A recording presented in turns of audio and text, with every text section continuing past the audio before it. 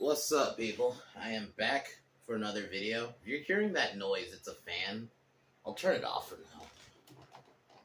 But yeah, it's just because it was hot in here. But yeah, just for the video, I'll turn it off. But yeah, today we are reviewing Expendables 3. This is a video I was supposed to do on Wednesday, but shit came up and I kept trying to record and it kept fucking up, but I should be good now. So yeah. Before I do that, I will go into what we're going to be doing. I'll be going into what we're going to be going through this week. I'll be doing so we're doing this video, and then tomorrow I will be reviewing The Rock. So we're continuing down the Nicolas Cage wormhole, and I gotta say, The Rock is such a good movie. It's been a little bit since I've watched it, but definitely happy to be reviewing that one.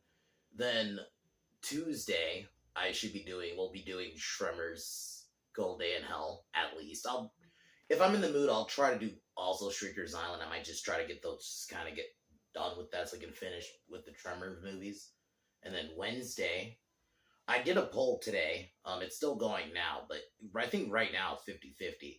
But since we finished, because I'm about to finish Expendables, we're pretty much done with Stallone's big franchises. So I figured we can start moving on to like his more one-off films. So I chose, it's a choice between Over the Top and Cobra.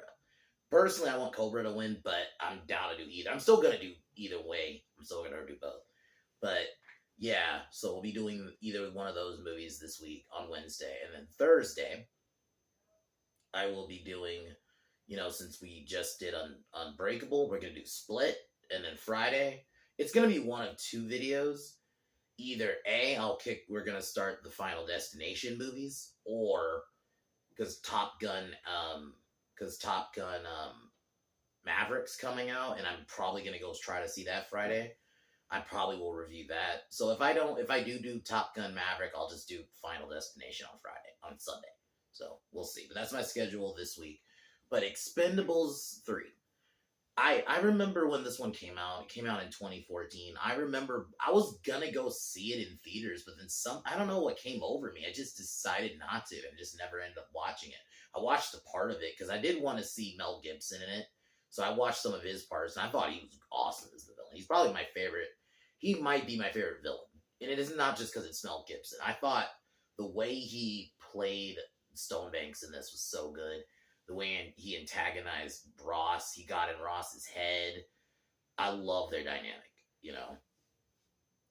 So I thought he was an awesome villain. But overall, I thought the new members were interesting. Ronda Rousey makes sense. She's believable. They brought in, I thought Antonio Banderas, the way he played Galgo was so interesting. Because he didn't play him all serious. He was kind of goofy, but it was done in a way where it wasn't annoying.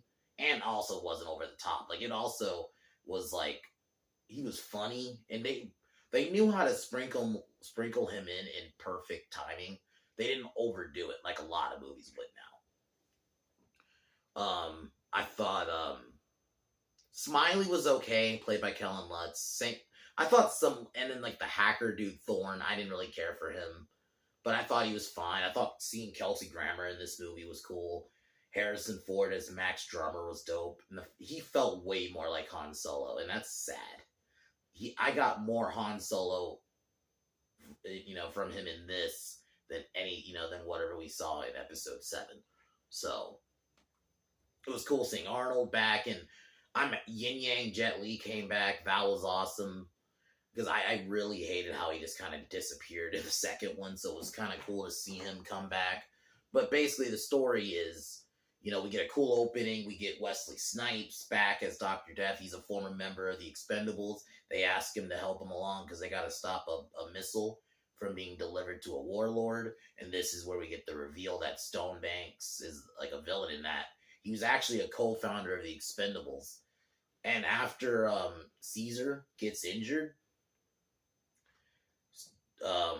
Ross feels like it's best, and because he doesn't want to risk his friends getting hurt, he decides to get younger recruits, but the young recruit attempt fails, and then basically he has to get the team to get them back. So essentially, very simple, and I like how they kind of kept that same tone. And one of these things about from these movies I do love, minus the action, I really love the moments with the team. That is like just their dynamic is so good because you've seen them like over these course of two films grow together. And I think that's the one thing I thought that this film did a little weak, but at least with some of the new recruits. I don't think they should have did the whole disband thing. I think he should have been like, all right, we got to get some new recruits and just do that. I didn't really need the whole like we have to split the team. I thought that was just kind of because it also didn't really give us any time to really know the characters, and I think that was more my problem. I would still say I still really like this film. I thought the action was dope. The final fight in Asmanistan was dope. Yeah, the fight between Ross and Stonebanks, I think could have went at least maybe a minute longer, but it was fine. But overall, fun movie. It's a solid. It doesn't end the story because we are getting another one. So, but yeah, dope film. But yeah, guys, I'm gonna get ready to kick off the review now.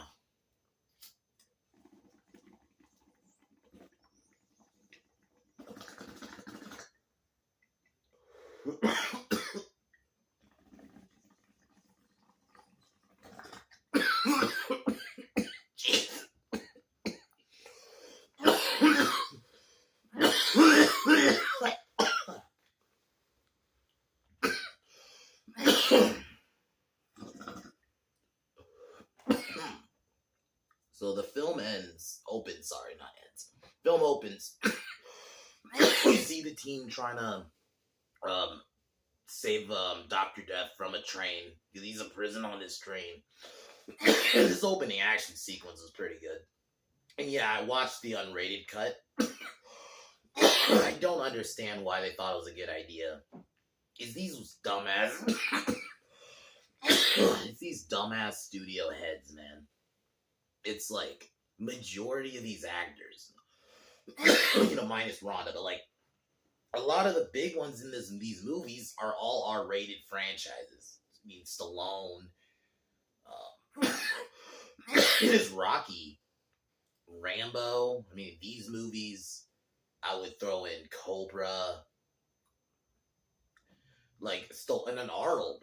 Pretty much all his stuff's R-rated. So I don't understand.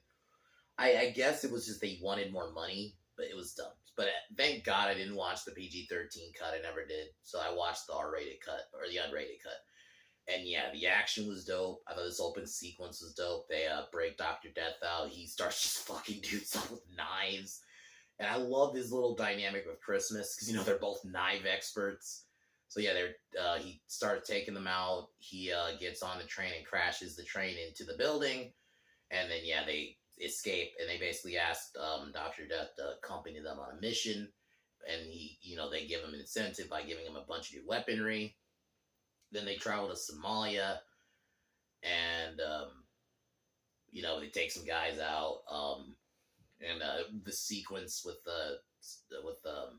Wesley Snipes. I don't know if that was him doing the stunts, like when he was climbing on the building and stuff. I would assume it is, but if it is, that's dope. He takes some dudes out. He helps the team, but then while they're doing this, they discover that the person selling it, the weaponry, is Conrad Stonebanks. We get a firefight and a big chase scene. And I thought this fight scene was dope. Caesar and Toll Road are on a boat while the team's driving a jeep. The team get together, but unfortunately they get surrounded. And Stonebank shows up in a helicopter, shoots Caesar, and then drops a glide bomb, and Caesar ends up getting really hurt. And I thought this sequence was really good, and it was kind of sad because I remember thinking, oh shit, does he die? Because I didn't read anything like from the synopsis or anything, so I thought, oh, was he gonna die? And maybe they should have pulled the trigger. I think maybe it would have worked for the story better, but I mean, don't get me wrong, I love Terry Crews. I love him in these movies. Not just in these movies, I love Terry Crews in general as an actor. But I do think maybe it would have worked better for the story. Just maybe give that much more of an edge. But it's fine. It works either way. So this is where we meet Max Drummer. I do miss Church. Bruce Willis is all I could. Maybe he was doing something else at the time and he couldn't make it. But so they basically say you gotta bring Mac. Max tells Ross he has to bring in Stonebanks to like this royal court thing, and Ross disbands the team. And I'll admit, the scene where they're flying back after what happened and the face Stallone makes, dude, he is the king of like that 1,000-yard death stare. He like it brings chills, man. Ever since like pretty much ever since the Rambo movies, he has this like he knows how to do that death stare. He has it down on lock, man. That face he was making, he was like, "I'm gonna fucking get you, Stonebanks." It's so good. But yeah, he disbands the team because he doesn't want to risk anybody else getting hurt. So he goes to Bonaparte, a former mercenary turned recruiter, and this is where we start recruiting the team. This is where we meet Smiley. We meet Luna, who we see her throw some dudes around at a bar. And this is like the thing. If, Ronda Rousey makes sense. And yeah, she's not an actress. And I'll admit, I've seen her in some stuff. And yeah, she's not the best actress. But she is fucking believable. Like, it's like when they brought in Randy Couture. I mean, he's not necessarily an actor. And I thought she works for these movies. It also works is they don't give her like a lot of lines. She does talk, but she's not given like a million lines. So where you can notice her acting. I think they give her just enough. She has like these one-off like one-liners like when she throws around dudes and she says men. Yeah, and the fucked up thing is they're able to make that work. I think with any other writer that would have been like, we would call that woke and SJW and all that shit. But they were able to make it work here. And granted, it was 2014. So this is like right before that shit started really coming and shit. Still a fun movie. And then Galgo tries to get recruited, but I think because of his age, he gets turned down. Then they decide to rendezvous with Trench because he owes Ross a favor, so he gives Stonebanks' location because Stonebanks is trying to sell a missile to an arms dealer, and basically we see a sequence where the team break in. We see the hacker use his cool tech, and I thought that was cool. And then the team like slowly taking like the people out while everyone's trying to make the deal. I thought that scene was cool. And then so they turn the power off, and then they take out most of Banks' men, and Luna knocks out Stonebanks basically. And then this scene is probably my favorite scene in the whole movie. Like this scene between Ross and Stonebanks when they're en route to take him is so good. Like the way Stonebanks is able to antagonize Barney, and Stallone played it perfectly, man. You could tell he was slowly getting pissed off. And this is where we're getting like the reveal of, oh yeah, he's a former member of the Expendables and why he left the team. He mentions how other team members died, and you could just see it in Stallone's face. That's why I hate when I see weirdos, I've seen a couple times where they say, oh, Stallone is not a good actor. I mean, there's the obvious watch the end of fucking Rambo scene, but even this scene, he was showing it like he was just slowly getting more and more pissed off, then puts a gun to him, and then everyone has to calm him down. I thought that whole scene was great. Mel Gibson's a great actor. These two are great together. And I thought it was interesting because they could have easily had made Mel Gibson like part of the team. Because, he was also like a hero in the 80s, Lethal Weapon, and then, Braveheart, Patriot. Like, so it's interesting that they made him a villain, and I loved him as the villain. I thought he was awesome in this. And it was good to see that, he kind of got a little bit of his redemption. Because remember, we hadn't seen him for a few years because, that whole thing. But yeah, this whole scene was so good. And yeah. But it turns out he has a tracker, so his team can, that Stonebanks has a tracker, so his people are able to find him. They flip over the van. They manage to throw Ross into a river, and they end up capturing his team. Stonebanks orders some of his people to try to retrieve Barney. It fails. We get that quick draw sequence. I love those scenes. And then Stonebanks sends a message to Barney and basically antagonizes, like, I have your team, gives him his location in Afghanistan. He talks to Trench about going, and basically saying, I'm going to go on my own.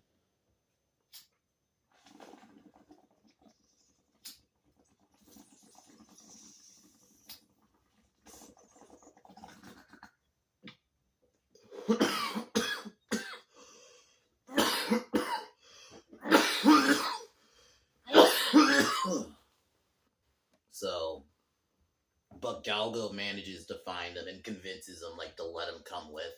And this is where we get the scene of the team, like their whole team actually coming back and helping him. I thought this scene was awesome.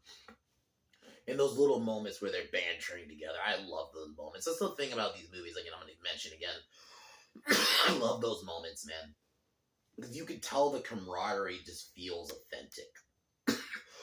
I think that's the thing about these movies. You wouldn't think they would work because, yeah, it's just a bunch of action guys, and they could have just, yeah, it's your typical action movie, but I do love the dynamic between the team. So the team go to Afghanistan, but they find the building with the other team, but Stonebanks rigs the building with explosives, basically almost forces the teams, the old team and the new team to fight. Stallone stops the fighting, and basically, while this happens, Stonebanks orders the Afghanistan army to take them down. Basically, you have like you have a helicopter, you have a tank. Yeah, this whole fight's final sequence was good. And then you have Trench and Max and Yin Yang show up, and it was cool to see Jet Li again. I think that was one thing. Like, it was so disappointing just to see him. I love the second movie. It's just he just kind of disappears and he's gone. So it was kind of cool to see him come back. And yeah, we even get to see him fight a bit, you know, before a little bit later. But yeah, and then the sequence where Smiley takes out the tank was pretty good. And then yeah, we see Galgo and Luna team up. I liked like the different groups kind of teaming up and fighting. It was another thing. It was just awesome to see Wesley Snipes in this movie, because one of the things I've always said, or I said at the time, I was like, why is Wesley Snipes not in this? Like, you would think he was one of the biggest action stars, especially in like the 90s. But then I found out that he's actually supposed to be in the first one. But then, yeah, he was supposed to actually be Caesar. But his tax shit, which, you know, taxation stuff. But yeah, because of that, he wasn't in. But it was cool to see him in this, and him being a knives expert is perfect. And yeah, so everyone's doing their shit. So they managed to clear the area. Max, man, because Thorne rigs an explosive to explode at a certain time. And basically, Ross has only a limited time, but Stonebanks confronts him, and we get the final fight between the two. And I thought it was a pretty good fight. It was a solid, like, just brawl. Wish it went a little longer, but it's understandable. And so yeah, Ross manages to get the shot on him first before get the shot on Stonebanks first. And Stonebanks kind of in Max, keep saying Max, fucking Stonebanks is not begging for mercy, but he's on Barney's mercy, and Barney just shoots him cold. You get like a line really quick. And yeah, it was perfect, man. I love the dynamic between these two in this movie. In this movie, like, I think Eric Roberts, you could argue, might be the better villain overall, but I don't know. Stonebanks was so good. The way he antagonized Ross personally, I think that's why, for me, it works. And just the way Mel Gibson played it, you know. And yeah, I think maybe if I had one other criticism, I would have maybe wanted a few more Mel Gibson scenes. I feel like there wasn't enough. Like, you know, we got some, and I still think there was enough to where it doesn't ruin the movie, but it does just make me like, I would have liked maybe 2-3 more scenes of him. Even just him doing his own thing. It would have, I mean, granted, I understand this is an action movie. You can't make it, it's like, this was like 2 hours, so maybe they don't want to go much longer than it needed to be, but I don't know. But yeah, so after killing him, Ross manages to make it out of the building just in time. You know, they do the whole, oh, did he die thing, but no, he made it. And then we get like one last scene at the bar. We see Dr. Death and Christmas throwing knives together, and you even get like a joke from Dr. Death, best 2 out of 3. I thought that was funny. I love like those moments in these movies. Like, I always mention it, not just the team dynamic, but every time like you see them interact after, you know, they accomplish the mission is always good. And we see Smiley, they're almost like setting up Smiley to become like the next leader. I don't know if they're going to continue on with that in the 4th movie, because it is, to be fair, Expendables 3 was 2014. That does feel like forever, gonna be honest. It was like 7 years ago, that is now. So 7, 8 years, actually 8 years ago. Holy shit! So it's been a while, and I don't know when Expendables 3 is supposed to be 4 supposed to be coming out. So we'll see where they go with it. And then yeah, we get one, kind of last bit of banter between Christmas and Barney, and then the film kind of ends. I love this movie. I love these movies in general. They're fun. They know what they are. They're just fun action movies. I think the first one objectively is the best, but I think 2 and 3, 2 might be my favorite, but I like them all. I think this one is good. It's not as strong as the other two. I think it's weak in a few areas. Like I think there could have been a bit more character development with some of the new recruits and stuff like that. But I really love Stone Banks. It's not just because it's Mel Gibson. The way he played it was pretty good. He makes you hate him, And that scene, like his scene with Ross in the when they're after he got captured, is so fucking good. It's honestly really good. The acting between both him and Stallone is money, and I think that's some of the things that make this movie. I would recommend it, just even as just like a dumb action popcorn movie. You get some solid action. Watch the unrated cut because that's where you'll get like some actual legit kills. Because there's a sequence where Dr. Death is knifing some dudes with like a machete. You can't do scenes like that and there'd be no blood. That is like a pet peeve of mine. Where you have like a scene where somebody's getting like the throat slit or you're stabbing someone, there's really no blood. It's like when you're slitting someone's throat, that is going to be like one of the bloodiest things ever. It's just not, no. It takes me out of anything. So just watch the unrated cut. It's a fun action flick. Mel Gibson kills it. These movies are very straightforward. So like I said, it's not as strong as the other two, but I definitely enjoy it. I thought the new team could have been better. I think that's like my only other real criticism. They could have done the new team a bit better. Maybe give them a bit more development. Maybe even they should have went where like, and I understand there's not as much new action stars really now, but they could have looked for some other ones. I thought Thorn was kind of boring to me, but overall, I enjoyed this movie. I would give this one like a 7.5 out of 10.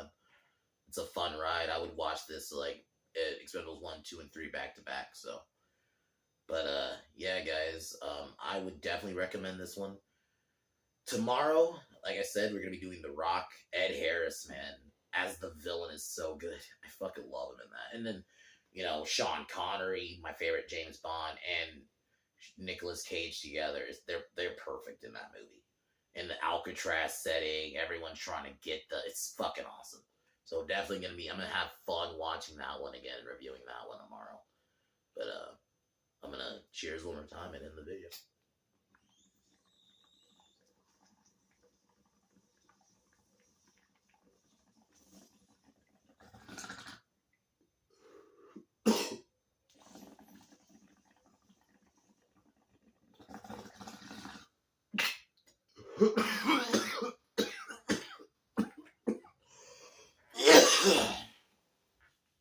Fuck Warner Brothers.